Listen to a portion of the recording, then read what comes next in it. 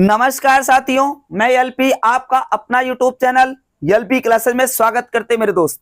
जैसा कि basic math बहुत ही अच्छे ढंग से कवर किया गया, आपका कमेंट जो मेरे लिए बहुत ही अच्छा साबित हुआ, मेरे साथी बहुत ही एनर्जी का काम किया।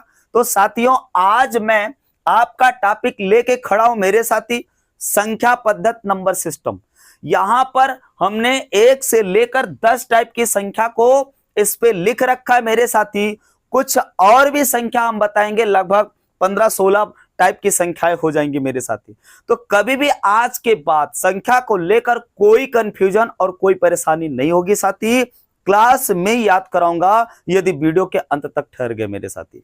इसका दूसरा भी नाम बताऊंगा, जैसे प्राकृतिक संख्या नेचुरल नंबर आप जानते हो, इसका दूसरा भी नाम होता है जैसे हिंदू अरबी संख्या इसको कहते हैं मेरे साथी। तो बहुत सारे कंपटीशन में हिंदू अरबी संख्या के नाम से प्रश्न बन चुके हैं साथियों। तो आज हम इसका फुल पोस्टमार्टम करेंगे। बिल्कुल धैर्य के साथ कॉपी पेन लेके बैठिएगा और जो एक्स्ट्रा बताऊंगा उसको लिखने का प्रयास करिएगा साथी। तो अब यहां से हाई स्कूल का सवाल यहां से स्टार्ट होता है। पहला चैप्टर आपका जो भी सिलेबस में, पहला चैप्टर वास्तविक संख्या रियल नंबर। तो वास्तविक संख्या ध्यान देंगे, परिमेय अपरिमेय को मिला के बना। परिमेय संख्या, पूर्णांक संख्या, भिन्न संख्या भिन्न के रूप में होती है। पूर्णांक संख्या 3 टाइप से होती है, सारा हमने संख्या लिया।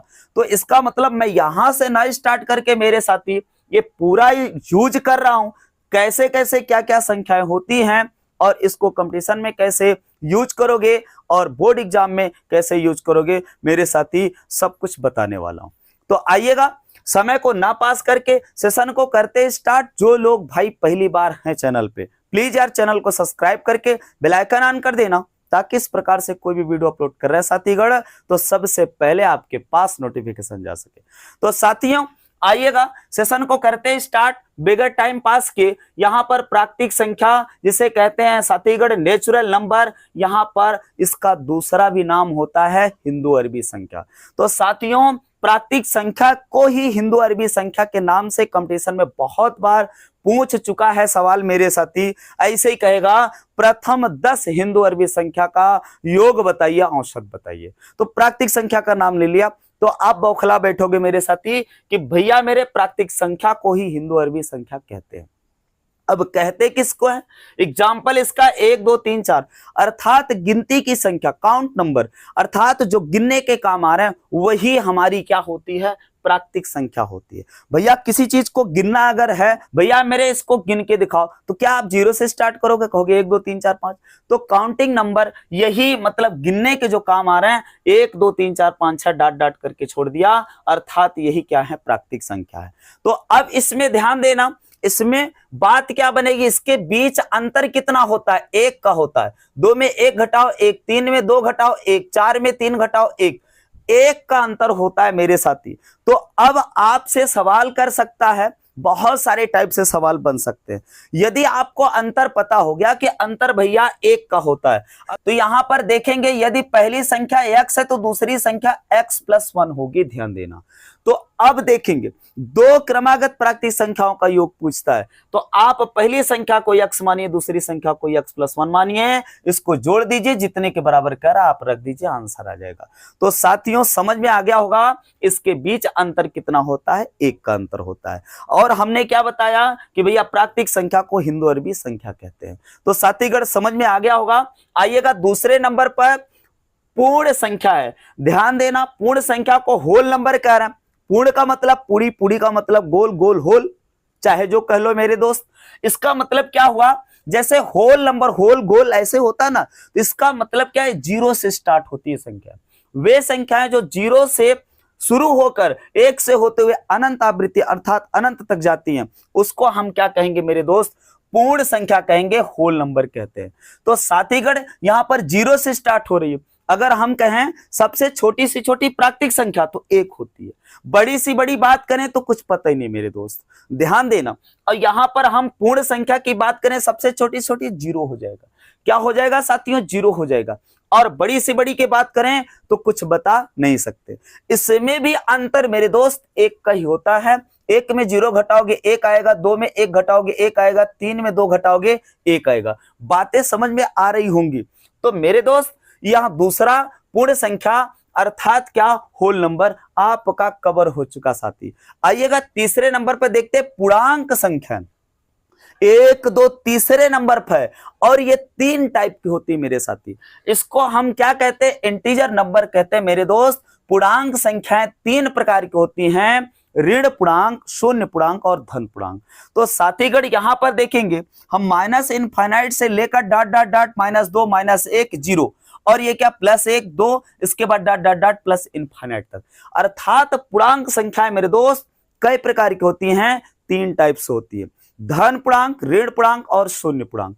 तो ये है शून्य पूर्णांक, और ये है मेरे दोस्त धन पूर्णांक इधर के, और इधर के हैं पूरे ऋण पूर्णांक। तो पूर्णांक संख्याएं तीसरे नंबर पर हमने आपको लिखा और बताया, और वो भी कितने टाइप से निकली, तीन टाइप से। तो साथी में याद कराने का तरीकों को ध्यान देते हुए मैं काम किया हूं मेरे साथी। तीसरे नंबर पर हमने लिखा पूर्णांक संख्या, और वो तीन टाइप की निकली। पूर्णांक संख्या तीन प्रकार की होती है, ऋण पूर्णांक, शून्य पूर्णांक और धन पूर्णांक। तो साथीगण समझ में आ गया होगा। तो इसमें भी ध्यान देना, धन पूर्णांक से सवाल बहुत सारे बनते हैं। यदि संख्या आपको क्लियर है तो सवाल चुटकियों में करेंगे मेरे दोस्त, चाहे बोर्ड का चाहे आपका कंपटीशन का। अब देखते हैं, तीसरा पूर्णांक संख्या हो गया मेरे दोस्त। अब यहां पर चौथे स्थान पर सम संख्या, इवन नंबर। यहां पर साथीगण ध्यान देंगे, इवन नंबर, सम संख्या, वे संख्याएं जो दो से विभाजित होती है, वे संख्याएं जो दो से क्या करती हैं, पूर्ण रूप से विभाजित होती हैं, उसे सम संख्या कहते हैं। यहां पर देखेंगे सबसे छोटी से छोटी सम संख्या की बात करेंगे 2, इसके बाद 4, 4 के बाद 6, 6 के बाद 8, 8 के बाद 10। यहां पर अंतर देखेंगे 2 का अंतर, 4 में 2 घटाओगे मेरे दोस्त कितना आएगा, 2 आएगा। 6 में 2 4 घटाओ 2 आएगा, फिर 8 आएगा, 8 में से 6 घटाओगे, इसके बीच अंतर 2 का होता है। यहां से जबरदस्त क्वेश्चन बनता है, कहेगा क्रमागत सम संख्याओं का योग इतना। अगर पहली संख्या x मान रहे हो दोस्तों, तो आपको क्या करना पड़ेगा, दूसरी संख्या x + 2 मानना पड़ेगा, चूंकि अंतर लगातार संख्याओं के बीच का अंतर कितना साथीगण, 2 है। क्लियर हो गया होगा। सबसे छोटी सी छोटी सम संख्या 2 है। अगर अंतर की बात करें तो 2 का अंतर है। तो यदि पहली संख्या x है तो दूसरी संख्या x + 2 होगी साथी। यहां पर और सारी संख्याएं मान सकते हो, 2 के गुणज में मान सकते हो, उसमें दिक्कत नहीं, लेकिन अंतर कितना होना चाहिए, 2 का अंतर होना चाहिए। क्लियर है। तो मेरे दोस्त सम संख्या हो गया, सम संख्या को इवन नंबर कह रहे हैं। विषम संख्या पांचवें स्थान पर है, इसको कहते हैं ऑड नंबर। ध्यान देंगे, वे संख्याएं जो 2 से विभाजित नहीं होती हैं उसे हम विषम संख्या कहते हैं साथीगण। सबसे छोटी सी छोटी विषम संख्या 1 है, 1 के बाद 3, 3 के बाद 5, 5 के बाद 7, 7 के बाद 9, इसके बाद 11, ऐसे होगा। तो साथियों यहां पर विषम संख्या की परिभाषा होती है वे संख्याएं जो 2 से विभाजित नहीं होती हैं।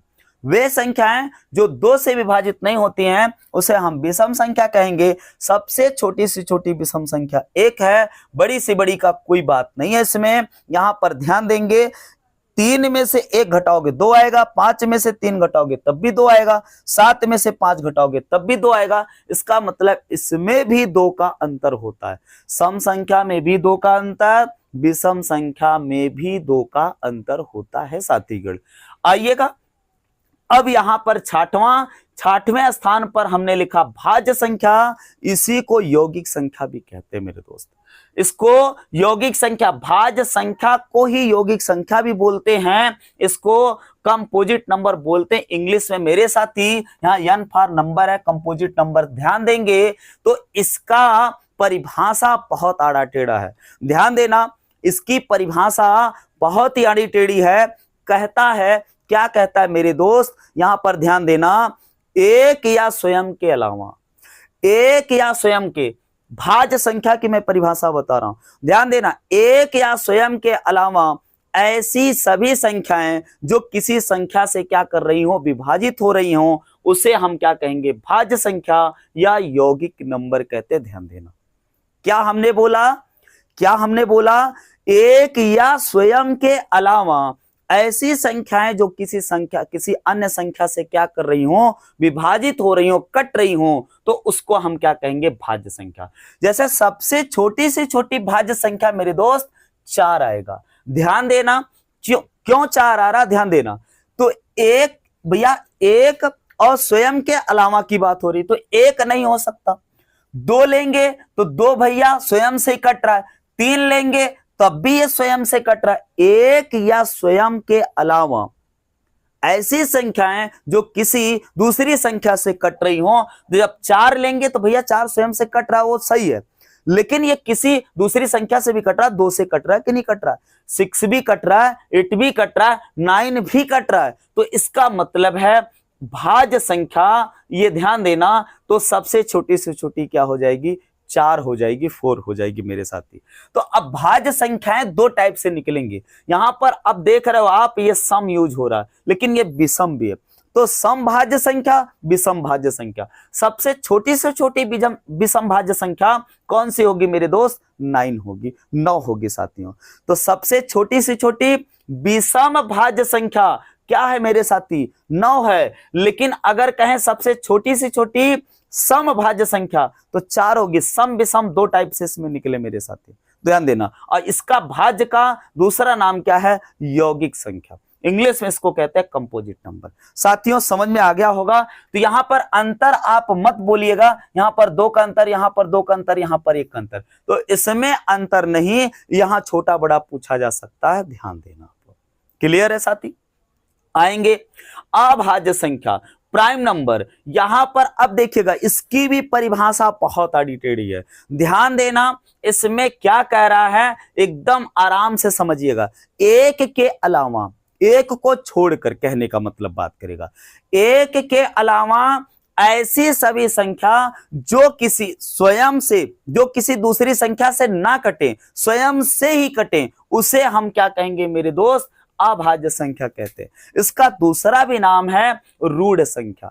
ये प्राइम नंबर कहलाता है मेरे दोस्त, इसको रूढ़ संख्या कहते हैं, अभाज्य संख्या। यहां पर ध्यान देना, फिर से मैं परिभाषा बोल रहा हूं, वीडियो को रोककर आप लिख भी सकते हैं साथी।